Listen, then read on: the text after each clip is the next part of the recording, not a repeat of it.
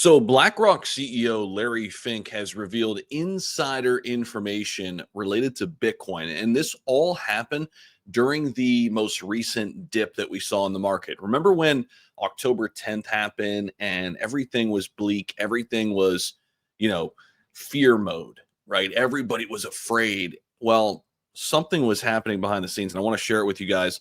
Larry Fink is being very, very open about what's going on right now, and we actually talked about this in our recent newsletter as well. We talk about all the major news stories and price action, all different kind of things. It's jam-packed with some great information. So my newsletter is linked down below in the description. Make sure you guys go ahead and check that out if you haven't already. It's totally free. We issue it twice a week. And it's a great opportunity for you to stay connected, because I know this space is super fast moving. Everybody's got different things they're doing, right? So this is a great thing for you. We started this a little while back. We've got almost 4,000 people now signed up to the free newsletter. Why not? Totally free if you haven't already. Yeah, just name and email is all we need, and we will send it out to you twice a week. So with that being said, want to get into this top story here, because BlackRock CEO had some very interesting things to talk about. And he said, essentially, the CEO of BlackRock stated that the tokenization of crypto-based assets will experience extraordinary growth in the coming years, while confirming that sovereign wealth funds are viewing the recent decline in Bitcoin as a buying opportunity. He says there are a few sovereign funds waiting, Fink said, noting that these funds gradually bought Bitcoin after its price fell from 126,000. They bought a lot more at 80,000, and they're building a longer-term position. This isn't a trade. You're holding it for a purpose. However, the market is leveraged, and therefore volatility will increase, he said. He also noted that the two major price shocks since October reflect these structural risks.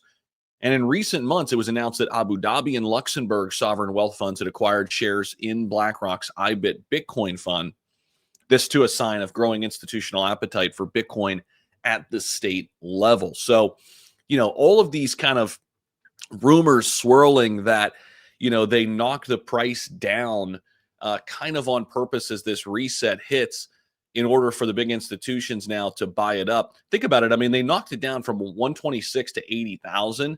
And then all the news started coming out about the big banks are coming to crypto in early 2026. Bank of America says, allocate 1 to 4% of your net worth into Bitcoin.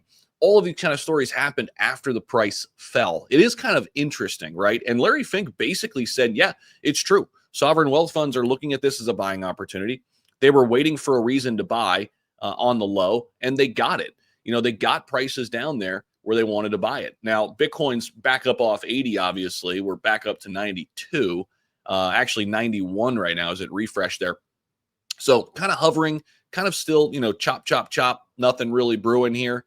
We did come down and retest 85K. So far, that's acted as support for us right at the first of the month, just 4 days ago. But overall, we're looking at a market right now that continues to just kind of hang in the balance. And we have a couple assets moving up in the last week or so. Other than that, it's been pretty quiet. Ethereum has outperformed Bitcoin here in the last week, up 3+%, while Bitcoin is down 0.3% in the last 7 days. So that is a good sign for ETH and some of the other top alts like SWI and Chainlink, Quant, right? Some of these top assets. Chainlink has been one that I've had my eye on for a really long time. It continues to be undervalued, in my opinion. And I think eventually price will catch up there. But that is just something I found super interesting here this morning about what Larry Fink had mentioned there in his talk. And very fascinating. He was alongside the CEO, Brian Armstrong of Coinbase, too. And I put a video out yesterday on that. Make sure you check that out if you haven't already. Subscribe to the channel, guys. Appreciate you all for watching. I've got all kind of stuff down there. I mentioned the free newsletter. Shout out to iTrust Capital. If you're looking to put crypto in an IRA, they're the best place, and a lot of places to actually make your trades as well. Got a bunch of Great partners, link down below for that as well. Thank you all so much. We'll see you in the next one.